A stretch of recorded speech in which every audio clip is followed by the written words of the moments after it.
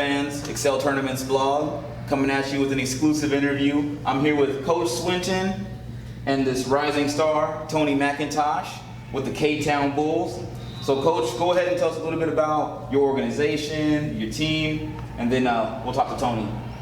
Okay, with the K-Town Bulls, this is going on 3 years. We try to push the limit a little bit more and more every year. Last year we went to the D1 National Championships in Lexington, Kentucky, and they've made so many improvements till then. So now we know where we need to be, and get new players like this. This is his first year coming on. As long as I can keep getting talent like this, we'll keep doing better. We just went to Dallas with the Primetime Nationals. We made it to the championship bracket, the final 8 teams, and then we got put out 12 points by one of the best teams in Arkansas. So this team has a lot of talent, especially when you talk about kids like Tony, one of those very aggressive type kids that don't have no fear whatsoever. So he knows in pressure situations, I put him in the game because he always make big things happen. Example, San Antonio, we down by 3 points. And he didn't get much playing time that game, but I needed somebody that was going to be aggressive and push the issue. I put him in the game. We get the ball back, he hit a buzzer beater 3 to send it in overtime. In that same game, most of my starters fouled out and we went to 5 overtime. He was just leading the charge. And I got some players like that on the team, but he definitely picks it up. He's my spark off the bench that makes it happen for us, big time. Nice. So it's like you guys do a lot of traveling.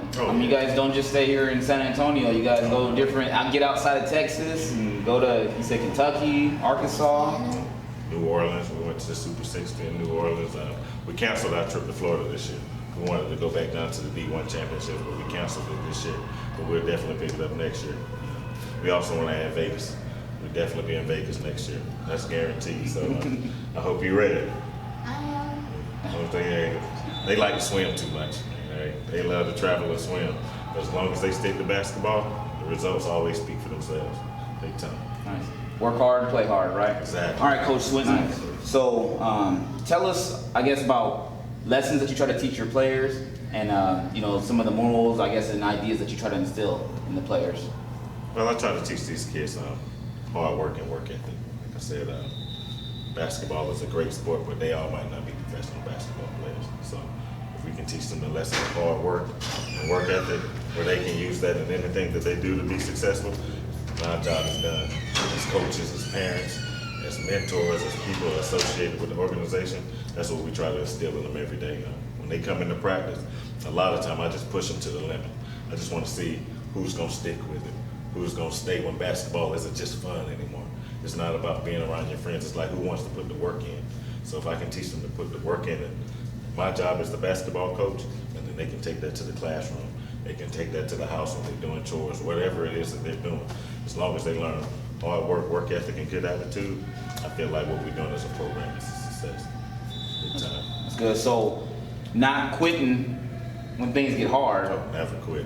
And you think that's going to translate into life. Yeah. And I know it does. Yes. I know it does, but that's so important. So that's a good lesson that, Well, I'm in the military, so I got 223 soldiers. And what I see with grown-ups, especially my soldiers, is resiliency is being lost.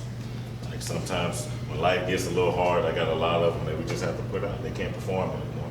And I almost take it to upbringing. So these kids, I can see what the future is a little bit.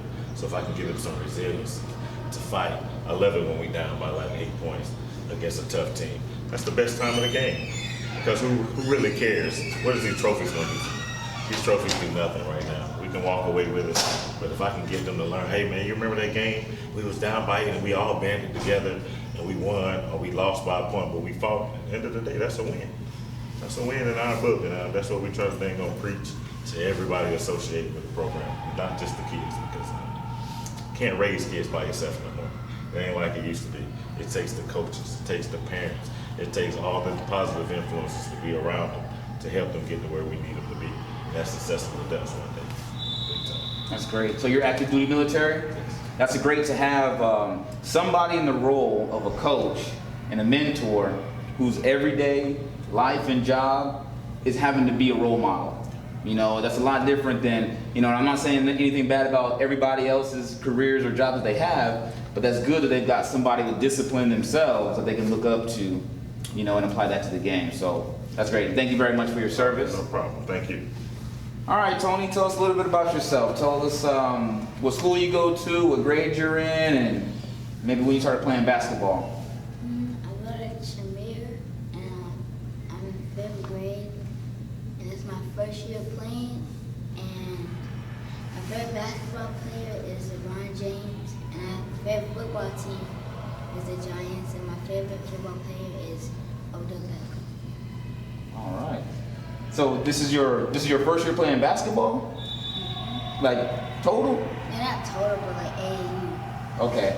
I was gonna say because you had some skills out there. So how long have you been playing basketball? Maybe not just in AAU, but just total. I started when I was 7. When you were 7, and how old are you now? 11. All right, so you got a good 4 years. And what do you plan on doing with basketball? Work my career to college and get my education. That's great.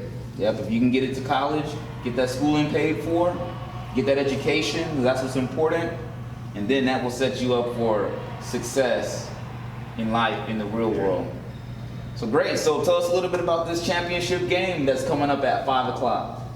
I was nervous. And,